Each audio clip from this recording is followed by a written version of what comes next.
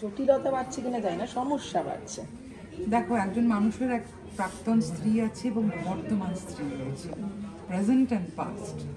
তারা গত অর্ধাঙ্গিনী ছবিতে একসাথে এসছে এমন একটা অবস্থায় যখন মানুষটা কোমায়, হাজব্যান্ড কোমায় রয়েছে, দুই স্ত্রী দে কাম টুগেদার, এবং চুক্তি হয় যে তারা জানাবে না যে তারা একে অপরকে চেনে। কাম টু আজও অর্ধাঙ্গিনী। এমন কিছু পরিস্থিতি তৈরি হয় যেখানে আরও কমপ্লিকেশন বাড়ে, মানুষের কিছু এথিক্স, কিছু প্রিন্সিপালস, কিছু সামাজিক স্টেটমেন্ট, সেগুলো আমরা ছবি শেষে পাই, এবং আরেকটা জার্নি শুরু হয় থ্রু ডিসকভারি। আমার দাদা তো ভাবছিলেন এই না গল্পটা বলে দিল, এই যা সেটা বলবেন। হ্যাঁ একদম, সেটা আমরা কিছু কিছু অভিনেতার ক্ষেত্রে চিন্তা হয়, কিন্তু ওর ক্ষেত্রে একদম মনে হয় না, কোনোদিন মনে হয়নি। কারণ ও জানে কতটুকু বলতে হবে এবং এমন একটা জায়গায় উস্কে দেবে প্রসঙ্গটা, এবারে মানে সাংবাদিক প্রশ্ন করবে, তারপরে কি তাহলে এটা যেমনটা আমি একটু আগে জিজ্ঞাসা করেছিলাম যে একটা এক্সপেকটেশন অলরেডি দর্শকের মনে রয়েছে, সেটাকে সেই এক্সপেকটেশনটা রেখে আবার নতুন করে একটা আরো সমস্যা যেটা বলে, এটা কতটা টেনশনের কাজ করছে। তুমি তো বললে খানিকটা টেনশন, তোমার দাদা কি টেনশন? না, টেনশনটা এটা খুব ইমোশনাল জার্নি।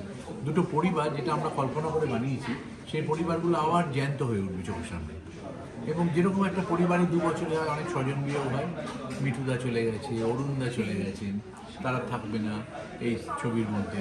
মানে সেই একটা রিয়েল জার্নির মতো লিলি দিয়ে এসছে, যেমন মনে হলো যে মা এসেছেন। হ্যাঁ, কাজে এই যে একটা অদ্ভুত একটা রিয়েল জার্নির মতো হয় এই কাল্পনিক চরিত্রগুলো, এবং তারা যতদিন শুটিং চলবে ততদিন পর্যন্ত সত্যি।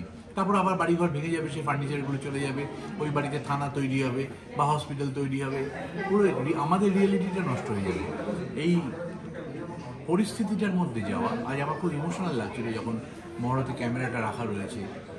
আমি অযোগ্যর পর একটা ছবি আবার বানাচ্ছি, একটা দীর্ঘ প্রায় 1.5 বছর পর একটা ছবি বানাচ্ছি। কাজে আমার কাছে ওই ক্যামেরাটা নিয়ে যখন ক্ল্যাপট্যাপ দেওয়া হচ্ছিল, আমার কাছে খুব ইমোশনাল লাগছিল। এবং এই যে কাজটা, এই যে পরিবেশটার মধ্যে ঢোকা, যেটা আমরা করতে ভালোবাসি এবং পেশা হিসাবে একমাত্র ভালোবাসি, সেই ভালোবাসার জায়গাটাতে এসেছি আমরা। আমি, চুন্ডি এবং আরও সব আমাদের টিমের মেম্বাররা ছিল। এবং অর্ধাঙ্গিনী আমাকে একদিন জিজ্ঞেস করলেন যে এটা আগেটা তো মাইলস্টোন, এটাও কী হবে? আমরা যদি যে রাস্তায় একবার মাইলস্টোন দেখেছো এবং যদি সত্যি আমরা এগোতে পারি, তাহলে তো একটা মাইলস্টোন এসেই যাবে সামনে। প্রতি মাইলে একটা করে মাইলস্টোন আসবে যদি আমরা ঠিকমতো এগোতে পারি। চুনিদি এবং কৌশিক দা, এই যে অর্ধাঙ্গিনী শব্দটা অত্যন্ত গভীরতা আছে, মানে ছেলে খেলা নয়, হয়ে ওঠাও তেমন। কি মনে করে এই সময়ে দাঁড়িয়ে অর্ধাঙ্গিনী হয়ে ওঠা বা থেকে যাওয়া হয় কতটা থাকে আর কি, বা কতটা সম্ভব? দুজনকেই জিজ্ঞাসা করছি। আমার মনে হয় অর্ধাঙ্গিনী কথাটা বাংলায় বললে যেহেতু একটা ফিমেল সাউন্ডিং ওয়ার্ড, এটা একজন মেয়েকে ইন্ডিকেট করে, কিন্তু যে কোনো হাজব্যান্ড ওয়াইফের সম্পর্কে একটা পার্টনারশিপ। আর যে অর্ধেক যদি করতে হয় তাহলে দুজনেই অর্ধেক, কিন্তু ততটাই অর্ধেক হবে যেখানে তার পূর্ণতাকে সেটা হ্রাস করে ফেলবে না, সে তার নিজস্বতা রেখে যেন একসাথে মিলেমিশে থাকতে পারে। কৌশিকদা তোমার কথা শুনেই হাসছিলেন, এর মুগ্ধতায়, মানে চুন্নিদির কথা মানেই মুগ্ধ হয়ে শোনো কৌশিকদা। কিন্তু জানি মানে এটা সত্যি সত্যি সেলফ রেসপেক্টের জায়গা, একে অপরের জায়গাটাকে সম্মান করা, একে অপরের জীবন দর্শন এবং একে অপরে বোঝা যে আমরা দুজন আলাদা মানুষ, দুটো ভাই বোন আলাদা হয়ে যায়, স্বামী স্ত্রী তো হবেই। কাজে সেই জায়গাতে দুটো মানুষ, আমরা যে ছবিটা করেছি সেই রং মিলান্তি, যেমন একটা মানুষের মধ্যে সব কিছু খুঁজতে থাকে কিন্তু পাওয়া যায় না, কিন্তু তার মধ্যে এমন একটা কিছু আছে যেটা বাকি কারোর মধ্যে নেই। আমরা কেন সেইটাকে উদযাপন করি না?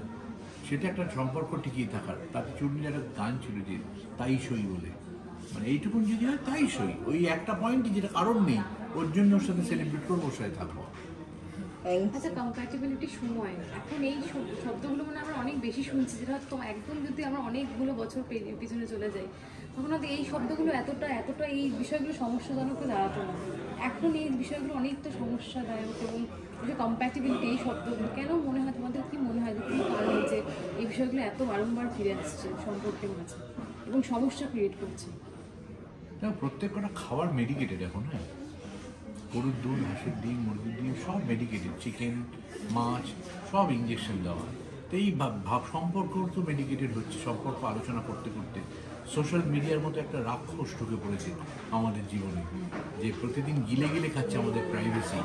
কাজেই মানুষকে শান্ত রাখবার জন্যে অ্যানালিসিস অনেক বেড়ে গেছে সম্পর্ক নিয়ে, বোঝাবার জন্যে, কারণ ডিস্ট্রেসের ভ্যারাইটি এত বেড়ে গেছে যেটা আগে ছিল না।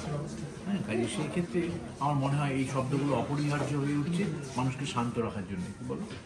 হ্যাঁ, তাছাড়া আমার মনে হয় যে যেই সময়টা আমরা জীবন শুরু করেছিলাম একসাথে, তখনও কিন্তু একটা কোথাও আমাদের গার্ডিয়ান যারা, তারা বলতেন যে মানিয়ে নিতে হয়। সেটা কিন্তু আজকালকার কোনো মা বলে পাঠায় না কোথায়, এবং বলে পাঠানো উচিত না। মানিয়ে নেওয়া মানে কম্প্রোমাইজ করাটা উচিত না। Adjustment has to happen from both people. স্বামী স্ত্রী দুজনেই অ্যাডজাস্ট করবে, কিন্তু কম্প্রোমাইজ যেন তাকে করতে না হয়। সেই ডিভিশনটা আমার মনে হয় আজকালকার মেয়েরা করে না, এবং ভালো করে না।